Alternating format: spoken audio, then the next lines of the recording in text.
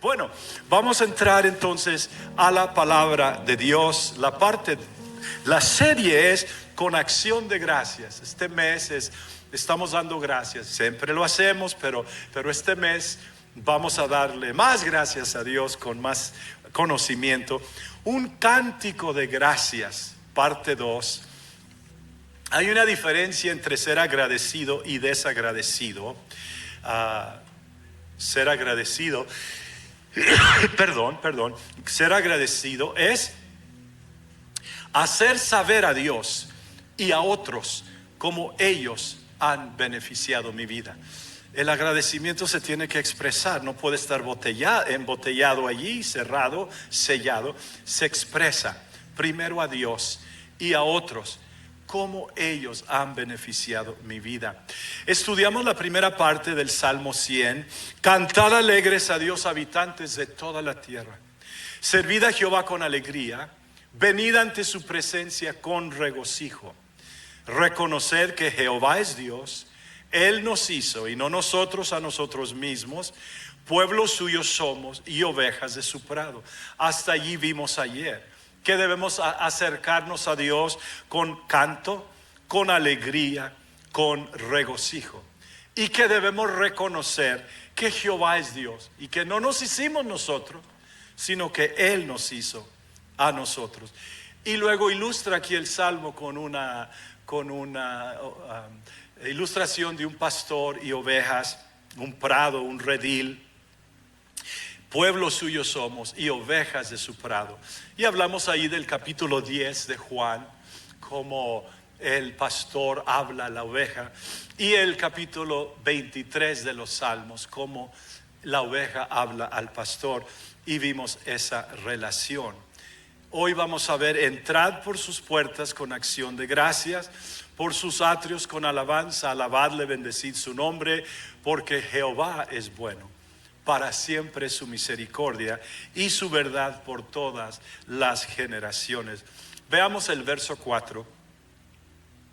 Entrad por sus puertas con acción de gracias, por sus atrios con alabanza, alabadle, bendecid su nombre.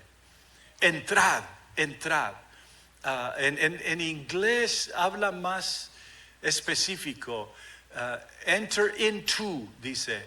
No solo dice enter, no solo dice entra, dice entra, penetra, entra hasta adentro, entrad por sus puertas. Regresando a Juan capítulo 10, escuchamos al buen pastor decir: de cierto os digo, el que no entra, esa palabra va a ser importante esta tarde, el que no entra por la puerta en el redil de las ovejas, sino que sube por otra parte, ese es ladrón y salteador. Mas el que entra por la puerta, el pastor de las ovejas es. Nadie está saltando la barra, si la barra no está brincándose, ese es salteador, está saltando. Pero el que entra por la puerta, entonces ese es el pastor. Y luego él nos explica: yo soy la puerta, el que por mí entrare será salvo, y entrará y saldrá y hallará pastos. El ladrón no viene sino para hurtar y matar y destruir. Yo he venido para que tengan vida y para que la tengan en abundancia. Qué palabras tan hermosas encontramos allí. El domingo pasado, después del culto, tuve oportunidad de hablar con una persona que nos visitó, y esa persona me decía: yo he estado bajo el control del pastor malo, del que viene solamente a hurtar, a matar, a destruir. Desde una vida temprana el pecado ha tomado mi vida y ahora necesito a Dios, porque el pecado es mi dueño, ese pastor malo, ese salteador, ese asalariado del cual hablamos el domingo pasado. Yo no le importo a él. Y si tú nos visitas hoy o nos escuchas, quiero decirte que realmente el diablo no se interesa de ti solo para destruirte, para matarte, para hacerte daño. Pero el buen pastor, él viene a dar vida y vida en abundancia. Él viene a salvar. Él es la puerta y por Él entonces se tiene que entrar. Entrar por sus atrios con acción de gracias. Para ilustrar eso, los llevo al Antiguo Testamento. Allá en el libro de Éxodo, Dios sube, le dice a Moisés que suba al monte y le muestra a él un edificio, un tabernáculo más bien, no hecho por hombres sino por Dios. Y allá con Dios, en la nube con Dios, le da las medidas, los elementos, el material: oro, plata, bronce, lino torcido, cortinas y madera. Todo las medidas de lo que se llamó el tabernáculo de Moisés. Se le dice, tiene 3 partes: el atrio exterior, entraban por la puerta allí, que tenía unas cortinas; el atrio interior, ahí estaba el altar del arrepentimiento de bronce, estaba el lavacro, y luego uno entraba a la segunda parte, había una cortina, y entraba en la segunda parte, que es el lugar santo. Ahí también estaba la mesa de los panes, estaba el candelabro y estaba el altar del incienso allí. Interesantemente, en el libro de Hebreos, el altar del incienso está al otro de la cortina, pero eso es algo más. Y allí entonces los sacerdotes hacían ciertos sacrificios o sea, comían el pan, encendían las velas y cortaban las mechas, y luego se entraba el sacerdote al lugar santísimo donde estaba la gloria de Dios. Pero para llegar allá, o para que mi petición llegara allá, o para que mi situación llegara a la gloria de Dios, yo necesito entrar por esas puertas. Y como Dios le da las instrucciones específicas, cuando llega a la cortina de la puerta, la entrada, puso una cortina, le dice a Moisés en Éxodo 26:36: harás para la puerta del tabernáculo una cortina de azul, púrpura, carmesí y lino torcido, obra de recamador. Ahora, esa cortina es hecha por Moisés y sus ayudantes. Es específica. Dios es específico y le habla ahí de 4 colores. Y si hoy vamos a darle gracias a Él por Él, vamos a darle gracias a Dios por la obra de Cristo, vamos a darle gracias a Dios por algunos aspectos de nuestra salvación. Darle gracias por el nuevo trabajo, porque me concedió comprar una casa, o porque me sanó a mi hijo, a mi mamá. Eso es excelente y necesario. Pero ¿qué les parece si en esta tarde nos profundizamos un poquito más en nuestro agradecimiento, y que fluya desde nuestro vientre una acción de gracias específica por ciertos aspectos de nuestra salvación y de la obra de Cristo en nosotros? Harás esta cortina de azul. El azul primeramente nos habla de su divinidad, nos habla de que Dios es divino, Dios es excelente, es el Dios altísimo que habita en la eternidad, cuyo nombre es santo. Él es el que habita en luz inaccesible. Dios es divino, Dios es espíritu, y los que le adoran en espíritu y en verdad es necesario que le adoren. Ese texto en Juan 4:24 dice: Dios es espíritu, con E mayúscula, y los que le adoran en espíritu y en verdad es necesario. Esa segunda palabra, espíritu, está con minúscula, hablando de nuestro espíritu. Entonces, nuestro espíritu adora a Dios, adora el Espíritu de Dios, porque Él es divino, Él es el Dios altísimo. Miren lo que dice Hebreos 7:26 y 28: porque tal sumo sacerdote nos convenía, santo, inocente, sin mancha, apartado de los pecadores y hecho más sublime que los cielos. Él es más sublime. Si los cielos son sublimes, ¿ha considerado usted en algún momento los cielos son absolutamente sublimes? Lamentablemente aquí en el área de Los Ángeles hay mucho smog, hay mucho veneno en el aire, pero arriba de eso, me gusta viajar en avión, y cuando voy en avión, hay a veces las nubes que parecen un colchón de algodón o de azúcar, sí, y luego cuando se ve el cielo, es sublime, es hermoso. He volado temprano en las mañanas, o al atardecer, o a mediodía, y imagínense, si los cielos son sublimes, imagínense el creador de los cielos, cuánto más sublime es. Ese es un momento de darle gracias a Dios, seguro que sí. Aplauda y dé gloria a Dios. Él es más sublime que los cielos. No tiene necesidad cada día, como aquellos sumos sacerdotes, de ofrecer primero sacrificios por sus propios pecados y luego por los del pueblo, porque esto lo hizo una vez para siempre, ofreciéndose a sí mismo.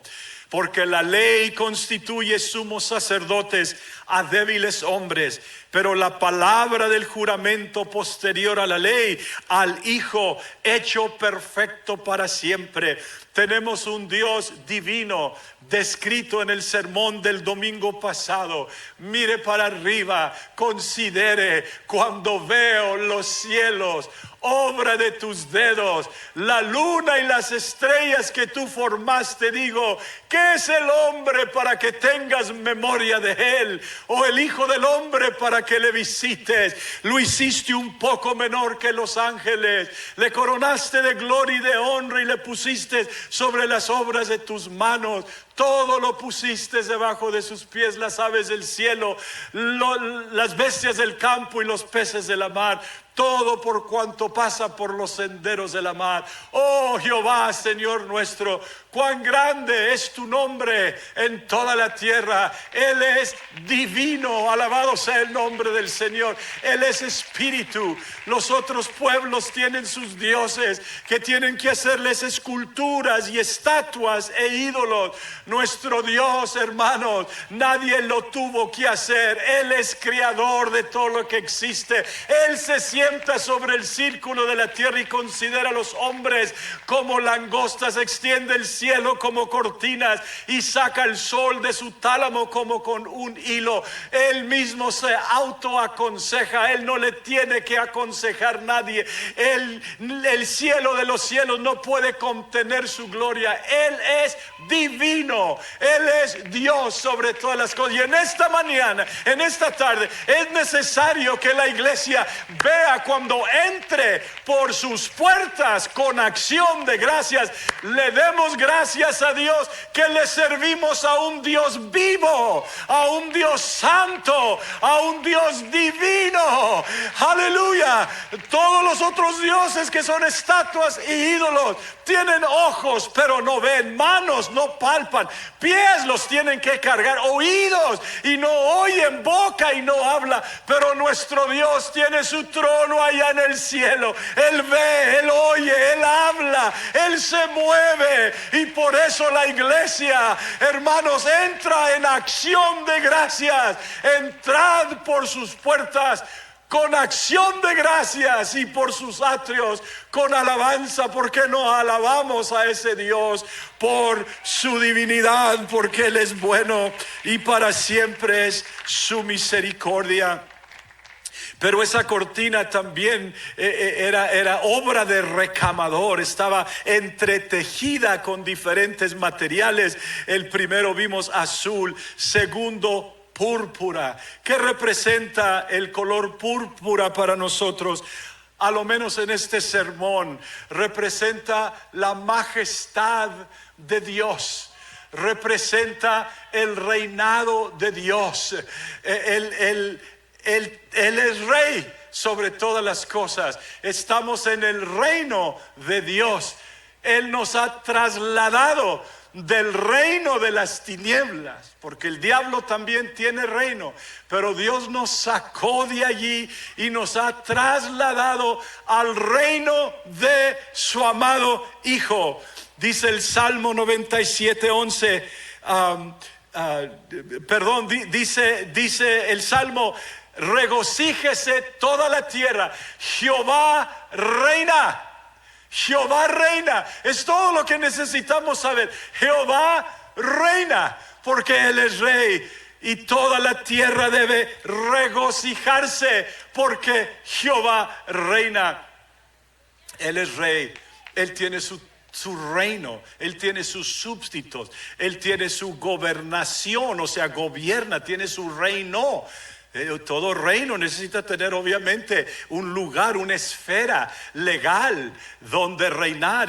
Acabamos de ver hace unos meses que murió la reina de Inglaterra, parece, la reina Elizabeth, y ahora su hijo Carlos toma el reinado, y tanta pompa en el velorio, en el funeral, los colores, hasta lo más específico, lo más detallado, quién marcha dónde, quién dice qué, los soldados, la familia, cada quien en su lugar, porque estaba tomando el reino de esa esfera ese hombre. Y hay otros reyes. Hoy todavía hay naciones o hay reinados que se reinan por un rey.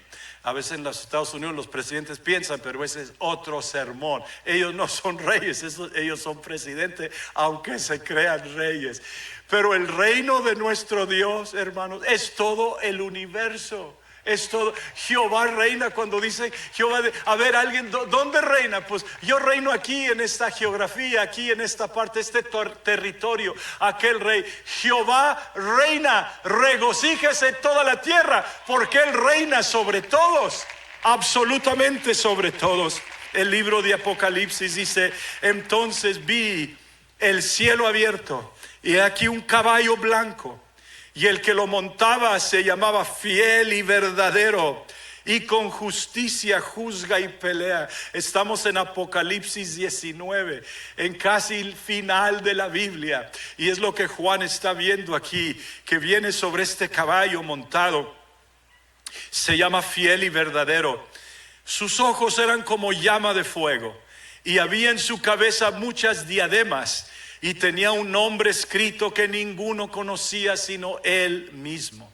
Estaba vestido de una ropa teñida en sangre. Vean ustedes lo que está representando aquí este rey teñido en sangre.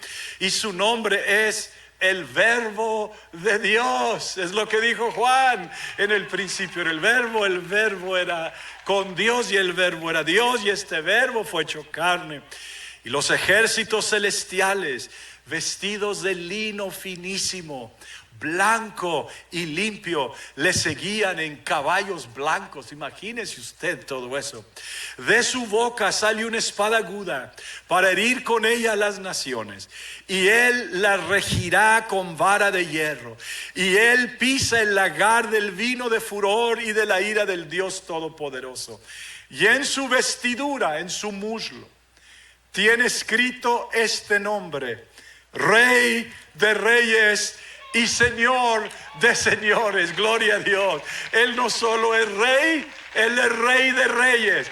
Todos los reyes de la tierra se tienen que postrar delante de Él, y toda lengua va a confesar que Jesucristo es Dios, que Él es el Rey de Reyes, y como si eso fuese poco, es Señor de Señores. Hay muchos señores, pero cada uno de ellos, su señorío es con S minúscula. Solo nuestro Dios tiene el señorío con letra mayúscula.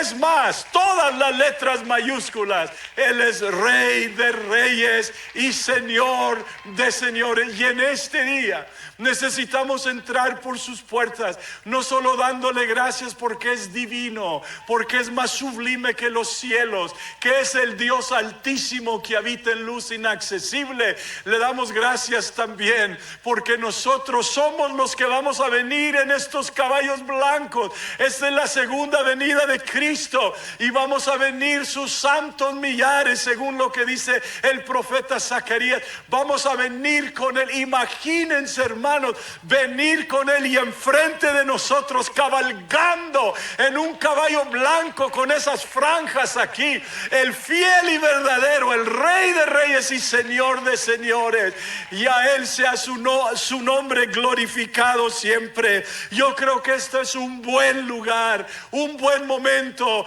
para adorar a Dios y darle gracias a Dios. No le está sirviendo a un diosito, no le está sirviendo a un Dios que tiene límites o que se le acabe el poder. No le está sirviendo un Dios cuya tumba está ocupada. Le está sirviendo al resucitado, al todopoderoso, al alfa y al omega, el principio y el fin, el que reina para siempre. Ese es tu Dios, sí, ese es mi Dios, de linaje hispano, de familias pobres, de principios humildes. Aquí estamos ocupando el reino de Dios y adorando en este día a ese Rey, y un día vamos a ir a adorarle para siempre le vamos a adorar. Y si nos da algún galardón, algún premio, ese va a servir solamente para ponerlo otra vez delante de sus pies y decir: digno, digno, digno eres tú. Alabado sea el nombre del Señor Jesucristo. Pero cuando entramos por allí, también vemos que la cortina de Éxodo 26:36 tiene también el color carmesí o rojo, y obviamente ya saben ustedes lo que eso representa. Representa la sangre de Cristo. Y Dios no nos salvó desde su trono. No nos salvó encumbrado allá en luz inaccesible y sobre el círculo de la tierra, ni tampoco nos salvó sentado en un trono, por decirlo así. Él sabía que sin derramamiento de sangre no se hace remisión de pecados, y eso lo estableció Él desde el principio.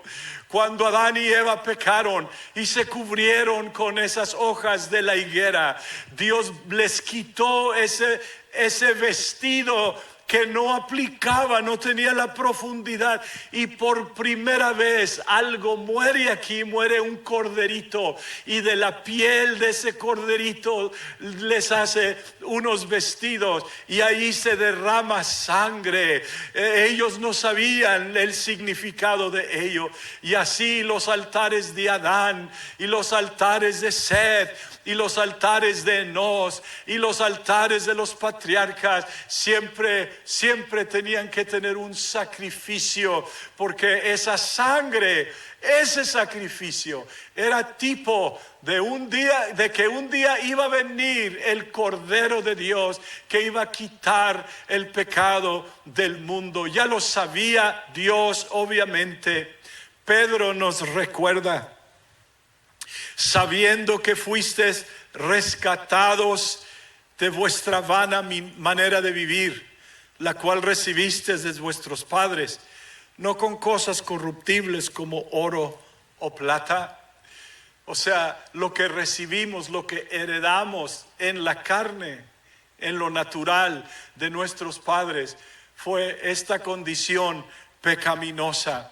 Y no fuimos rescatados de esa manera vana de vivir con cosas corruptibles como el oro o la plata. O sea, la profundidad de nuestra necesidad no se podía resolver con oro y plata. Hay cosas que no compra el dinero.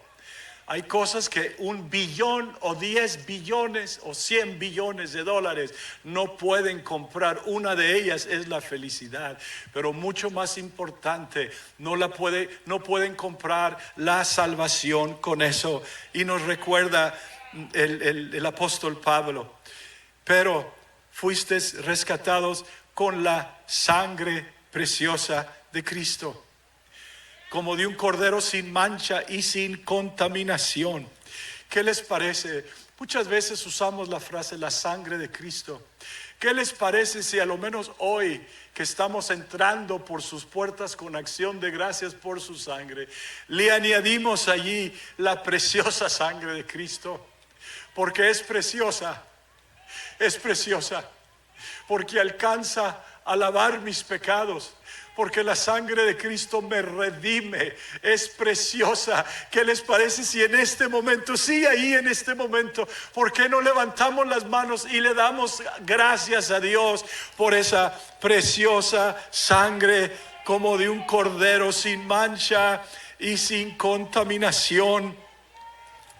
La ley de Moisés les enseñaba que no debían venir ante Dios con un cordero con mancha, con defecto, con roña, con laceraciones, con diferentes infecciones, porque iba ese cordero a representar como tipo el cordero sin mancha. Y va Isaac y va Abraham. Isaac le dice: papá, como diciéndole, hemos sacrificado muchas veces y aquí está el fuego y la leña, pero ¿dónde está el cordero? Nos falta algo. ¿Dónde está el cordero? Y Abraham le dijo: hijo, el Señor se proveerá de cordero. O sea, no le dijo nos proveerá un cordero, se proveerá. Y así fue esa profecía de los labios inocentes de Isaac, que sin saber hizo una pregunta, aleluya, que quedaría pendiente en el aire por muchos siglos. Pero un día, cuando Jesús por última vez cierra el taller de José, esposo de María, y barre el aserrín y alza los instrumentos y la herramienta y cierra la puerta y le pone candado y llave, no se dirige hacia la casa a cenar. Esa vez se dirige a donde había ya mucho ruido y estaba uno gritando allá. Era su primo Juan el Bautista, diciendo: arrepentíos, porque el reino de Dios ya viene. Todo lo alto bájese, lo bajo súbase, lo torcido enderécese. He aquí yo bautizo en agua, y ahí está, con una pierna en la piedra y el otro en el agua, y bautizando. Mas tras mí viene uno más poderoso que yo. No soy digno ni de desatar la correa de su calzado. Él los bautizará con Espíritu Santo y fuego. Y Jesús va caminando lentamente hacia ese lugar hasta que Juan lo ve. ¿Y qué dice Juan? He aquí el Cordero de Dios, aleluya, que quita el pecado del mundo. Cuán poderosa es esa sangre que corría en las venas del Hijo de Dios, que no solo cubre, en el Antiguo Testamento cubría solamente los pecados, pero esta sangre quita, los borra, los desaparece y luego se olvida de ellos. No será digno el Señor de que nosotros entremos por las puertas, ya sea de nuestra devoción personal o de algún culto, o cuando entre usted a un grupo casa, entrad por sus puertas. Gracias, Señor, que eres divino. Gracias, Señor, que eres majestuoso y Rey de reyes. Pero gracias te doy que también esa cortina tenía un color rojo y me recuerda de esta sangre sin mancha y sin contaminación. Yo le aseguro que cualquiera de nosotros que se nos saliera la sangre por allí, manchara a cualquier persona que la toca, pero la sangre de Cristo es la única que limpia, y limpia hasta los pecados más viles y la manera más vana de vivir. Y luego nos dice aquí en el 20 y el 21, como diciendo: la encarnación de Dios, la manifestación de Dios en carne, no fue un plan B de Dios. No fue que Dios dijo: pues los voy a poner en el jardín allí, no coman de este árbol y bueno, si comen, vamos entonces a ver qué hacemos. Yo voy a tener que ir o que... No, Dios sabía que Adán y Eva iban a pecar. Él sabía que, dado a su propia voluntad, el hombre es hombre. Y dice: este cordero sin mancha y sin contaminación, ya destinado desde antes de la fundación del mundo, pero manifestado en los postreros tiempos por amor a vosotros. Revelación 13:8 creo que dice: el Cordero de Dios que fue inmolado desde antes de la fundación del mundo. Ya estaba en el plan de Dios que Jesucristo tenía que venir, porque tenía que derramar su sangre, porque el hombre iba a pecar. No fue algo que agarró a Dios y ay, ahora qué voy a hacer, Adán pecó, Eva pecó no, desde antes que ellos fueran creados, Dios ya tenía desde la fundación del mundo ya destinado. Quiere decir, hermanos, que desde entonces Dios estaba pensando en nosotros. Antes que nacieras tú, tu padre, tu abuelo, tu bisabuelo, antes que caminaran los hombres por este globo terráqueo, antes Dios ya nos amaba, porque lo hizo por amor de vosotros, y mediante el cual crees en Dios, quien le resucitó de los muertos y le ha dado gloria, para que vuestra fe y esperanza sean de Dios. Oh, sangre que me da la paz, sangre eficaz, gloria, gloria a Dios. Él derrama entonces su sangre por nuestros pecados, y hoy le damos gracias. Sin derramamiento de sangre no se hace remisión de pecados, y Él ya lo había provisto desde antes de la fundación del mundo, para que todo aquel que cree. Por eso cuando dice Juan, porque de tal manera, ¿qué tal manera? Desde que antes de la fundación del mundo Él ya había provisto esto, porque de tal manera amó Dios al mundo, que ha dado a su Hijo unigénito, para que todo aquel que en Él cree no se pierda, mas tenga la vida eterna. Alabado sea el nombre del Señor nuestro Jesucristo para siempre. Y luego vamos a ver el último color aquí. Dice que tenía un lino torcido. Ese lino torcido, obra de recamador, es el blanco que representa o puede representar su justicia, la justicia de Dios. ¿Qué es justicia? Justificados pues por la fe tenemos paz para con Dios. Justicia es lo recto. Cuando Dios declara, o sea, cuando tú crees en Él. Lean Hechos capítulo 13. Los que creen en Él reciben justificación o son justificados. Cuando tú crees de corazón crees en Dios. Y cuando Dios nos justifica, Él nos declara inocentes, nos exonera, nos ve sin culpa. Imagínense un vil pecador como yo, tal vez como usted. El Señor nos justifica por su justicia. Y sé que tengo 3 domingos repitiendo este texto en 2 Corintios.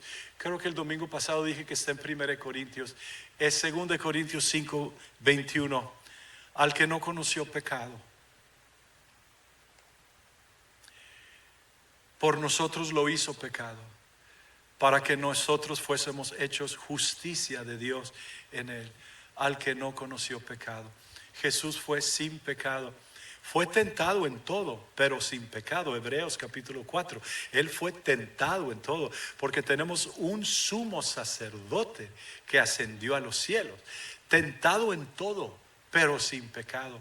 O sea, algunos batallan con este concepto de que como Jesús que es Dios, ¿cómo fue tentado? Pues precisamente fue todo Dios, pero también fue todo hombre. ¿Cómo vas a ver Dios? ¿Cómo te sientes tú cuando eres tentado por cualquier tentación? Él fue tentado, pero la diferencia es que Él fue sin pecado. Entonces, al que no conoció, al que no hizo pecado, nada. Pero por nosotros lo hizo pecado en la cruz. Allí estuvo con nuestros pecados, para que nosotros fuésemos hechos justicia de Dios en Él. Imagínense, hermano, hechos justicia, o sea, eso blanco. sobre esto negro, sobre este cuerpo, esta vida pecaminosa, esta generación, este mundo pecador. El Señor por Jesús nos justifica. Romanos dice: por cuanto todos pecaron, todos están destituidos de la gloria, y están destituidos de la gloria de Dios, siendo justificados gratuitamente por su gracia. Alguien dice: la salvación es gratis. Para mí y para usted es gratis. A Él le costó la vida.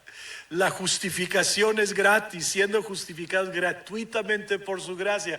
Es gratis para nosotros, pero para Él no, le costó su vida. Mediante la redención que es en Cristo Jesús, nos redimió, nos volvió a comprar, a quien Dios puso como propiciación, o sea, lo que procesa el pecado, lo que aleja el pecado, en este sentido lo que cubre el pecado. Dios lo puso como propiciación, o sea, Él se pone en medio de mí y de mi pecado, y es propiciación por medio de la fe en su sangre. Aleluya. Tenemos que tener fe en su sangre, en esa sangre, en ese líquido. Ya no estamos hablando de la sangre que escurrió y cayó en las arenas debajo de los pies de Jesús cuando estaba en la cruz. No estamos hablando de ese líquido, ya eso ya se fue, se perdió. Estamos hablando de la sangre viva por fe, mediante la fe, mediante la redención que es en Cristo, a quien nos puso como propiciación por medio de la fe en su sangre, para manifestar su justicia, a causa de haber pasado por alto en su paciencia los pecados pasados, con la mira de manifestar en este tiempo su justicia, a fin de que Él sea el justo y el que justifica al que es de la fe en Jesús. Entonces, esa sangre limpia y nos justifica. Cuando el diablo nos acusa y dice: mira ese hermano, Dios dice que todo lo que veo es la sangre de Cristo. Obviamente si el hermano se arrepiente de ese pecado y no lo sigue haciendo, pero aún así hay mucha gracia y mucha misericordia. Hermanos, nosotros no dejamos de pecar por miedo a Dios. No dejamos de pecar para no ir al infierno. No dejamos de pecar a ver qué tan cerquita nos podemos acercar y no pecar. No, lo hacemos de agradecimiento. Y en este día agradecemos a Dios porque Él es divino, porque Él es Rey, porque Él derramó su sangre y porque Él nos ha justificado. Siendo el justo, nos justifica a nosotros. Y si eso no te hace darle gracias a Dios, yo te recuerdo en esta mañana: entra por sus puertas con acción de gracias, por sus atrios con alabanza, y termina el salmo: porque Jehová es bueno. ¿Alguien cree eso? Jehová es bueno y su misericordia es para siempre y su verdad por todas las generaciones. Yo quiero que mis hijos y mis nietos aprendan a dar gracias a Dios.